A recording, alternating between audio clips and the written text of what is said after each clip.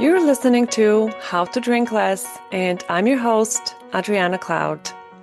Whether your goal is to cut back, take a break, or say goodbye to alcohol for good, this podcast will help you stop drinking on autopilot, learn how to manage cravings, and feel fully in control around alcohol.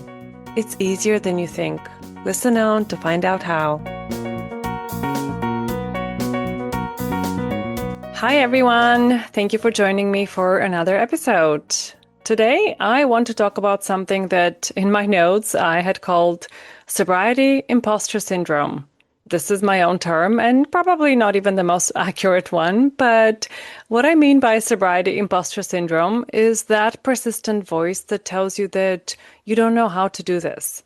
That nagging belief that you don't know how to cut back, you can't quit, you don't know how to enjoy your life without alcohol, you can't relax without it. That's what I'm talking about. And that's what I want to debunk today. So first of all, I want to talk about the difference between I can't do this and I haven't done this yet. We often say that we can't do something, when really what we mean is that we just haven't done it yet. But the fact that you haven't done something doesn't necessarily mean that you can't do it and that you aren't capable of doing it. It simply means that so far, until this moment, you have not done it. That's it. But past results are no indication of future results necessarily. I haven't yet done 100 episodes of this podcast, but it doesn't mean that I can't or I won't. I haven't yet done a TED Talk, but it doesn't mean that I can't or I won't, because trust me, I will. My teacher used to give the example of a baby learning to walk. And in the beginning, of course, the baby can barely stand on its legs and it falls a lot.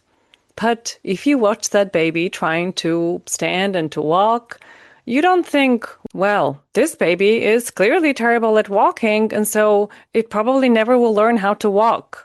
You know that if the baby keeps trying, eventually it will figure it out and it will be able to walk. You know that the baby falling down is just part of the process of walking. So past results, the baby falling, are no indication of future results. The baby will one day learn how to walk. And it's the same with your drinking habits. Just because you haven't yet figured out how to consistently moderate or how to quit completely doesn't mean that you can't do it or that you won't do it. But how you talk to yourself about this has huge implications for your outcome. Think about it. When you tell yourself that you can't quit, because that's the evidence you have so far, how does that make you feel? I'm going to guess that it's some flavor of helpless or frustrated, or maybe worse, maybe you feel desperate and hopeless when you tell yourself that you can't do it. The more you tell yourself you can't do something, the more you start to believe that, which means that at some point you stop even trying. And of course, that's the opposite effect of what you actually want, because what you want is to keep trying until you succeed. And in order to do that, you have to stop telling yourself that you can't quit. So start noticing if that's what your inner monologue currently sounds like. If you're telling yourself that you can't quit or you can't moderate. And every time you catch yourself thinking that, you can reframe it in a more positive way. This isn't the time to lie to yourself, but you can say something like, I'm learning how to moderate. I'm practicing moderation. I'm practicing how to say no. Every day, I'm one step closer to quitting drinking. You will have to find your own wording that resonates with you, but the point is that you will feel a lot better and you will feel a lot more motivated to keep showing up if you tell yourself that you're learning how to do something compared to how you feel when you tell yourself that you can't do it. So just eliminate the word can't from your vocabulary in this context, okay? Okay. And the other thing I want you to notice is that you already have done all the things that are required to change your relationship with alcohol. Let's say your goal is moderation. You want to be able to stop at 2 drinks. I want you to break down what's required in order for you to achieve that goal. You need to be able to plan ahead and decide that you will only have 2 drinks. Well, you already know how to do that, don't you? You already know how to make a decision. That's the first step, and you're a master. You also need to plan what you're going to do instead of continuing to drink. When you have reached your 2 drinks, will you switch to water? Will you have a non-alcoholic drink? If you're out with other people, will you leave at that point and go home? Or will you stay and chat even while other people continue to drink and you're not drinking? If you're at home, will you go to bed when you stop drinking? You need to plan how the evening will unfold. And again, you already know how to plan. You have done it plenty of times. You need to be able to feel FOMO or deprivation and sit with that feeling without reaching to refill your glass. Again, I bet that if you sort through your memories, you will remember plenty of times when you've already done that. You have felt FOMO many times before in your life in all kinds of situations. Maybe sometimes related to alcohol, but maybe also situations that have nothing to do with alcohol whatsoever. I guarantee you have a long list of examples when you felt some deprivation-related discomfort before, when you wanted something but didn't get it, and you survived it. You have survived 100% of those moments.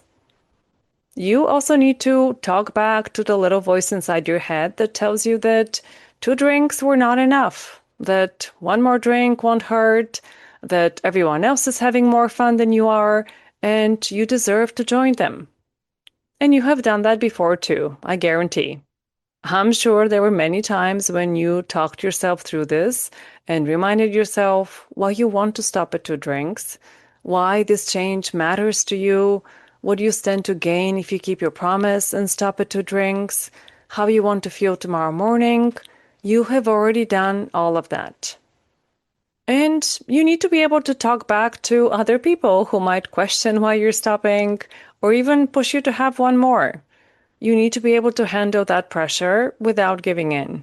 And once again, I bet you don't have to search very far to come up with examples of resisting peer pressure in the past and examples of times when you said no when someone kept offering you something. When you break down what moderation really means and what it requires in practice, you realize you've already done all of those things. And sure, maybe you're better at some of them than others, and you can quickly identify where you need to focus your efforts. Maybe you're great at talking back to the voice in your own head that tells you 2 drinks are not enough, and you're pretty comfortable most of the time with not letting that voice call the shots. But maybe you're not so good at resisting peer pressure, and if that's what you realized just now, your work is to learn how to let other people have their own reaction to your choices, but to not let them convince you to break your promises. Maybe you need to work on being more comfortable feeling FOMO or frustration. That's helpful to identify because now you know what you need to practice. The point is, when you break down what the ideal scenario looks like and what it requires of you, it feels a lot more doable, and you can more clearly see that you've already done all of these things. And actually, one reframe you might find helpful is that you already know how to stop. You stop drinking every single time that you drink. If you drink daily, that means every day you stop drinking. And if you want to quit drinking for good or for a period of time, the key is not to start again. You have already stopped. So what would it take to not start again? I'm offering this reframe because so often I hear people saying, once I start, I can't stop, or I don't have an off switch. And that's clearly not true. You do stop. So clearly you are capable of stopping. And recognizing that you have that capacity to stop and you actually practice that skill every time you drink is very important because it reminds you that drinking is always a choice. Alcohol doesn't jump out of the glass into your mouth. Every time you reach for the drink, it's a choice. and you're the one making that choice, which means you have the power to choose not to drink. And I also want you to think about why you drink and to start finding evidence that alcohol isn't actually a requirement. If you drink to relax, challenge your brain to come up with examples when you felt perfectly relaxed and alcohol was nowhere near you. This helps to break the association between alcohol and relaxation, because if you have those examples of feeling relaxed without drinking, then you know for a fact that relaxation is available to you without a single drop of alcohol. And you could even come up with examples of times when you had been drinking and you were the opposite of relaxed. I'm sure you have some of those too. And this again proves to you that alcohol does not equal relaxation. And that can be a helpful reminder. If you drink to bond with your friends, again, think back on times when you felt really connected to them when you were not drinking. And even if they're examples from a long time ago, it doesn't matter. The point is to show your brain that alcohol is not required. If you drink to feel more confident, cast your mind back to times when you felt confident when you were completely sober. You get the idea. Start finding evidence that your brain is lying to you when it says that alcohol is required for anything, because it's not. You can do and feel anything and everything without alcohol. And here's the main thing I want you to remember. You don't need to become a whole new person to change your drinking. You don't need some magical hidden qualities that sober people possess, and you don't. You already have the skills. You already know how to feel discomfort. You know how to plan ahead. You know how to say no. You know how to learn. What you need is practice and repetition. If you want to get better at saying no, you have to practice saying no. It's as simple as that. Sobriety is not a flip of a switch. It's a series of choices. It's breaking the old habit and the old associations and teaching your brain a brand new way to respond to the old triggers.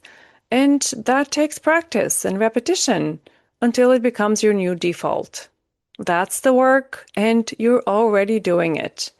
The fact that you haven't yet mastered it with 100% consistency is completely normal. It's just part of the process, that messy middle while you're working on the change, but the new patterns haven't fully solidified. Nothing has gone wrong here, and in fact, that's the natural course of change. All you have to do is stay the course and keep showing up. That's it. And if you want to get there faster, come work with me.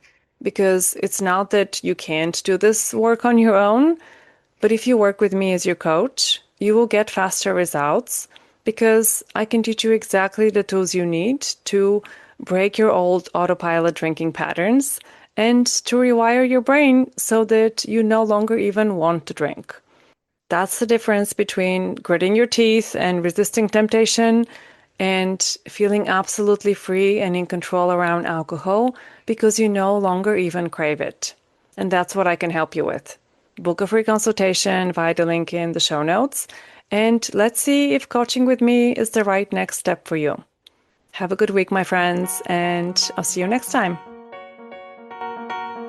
If you're looking for practical advice for how to say no to alcohol and say yes to yourself, you will want to get on my email list. Sign up to receive my free guide with 7 steps to kickstart your sobriety. The link is in the show notes, so go and grab it now, and I'll see you soon in your inbox.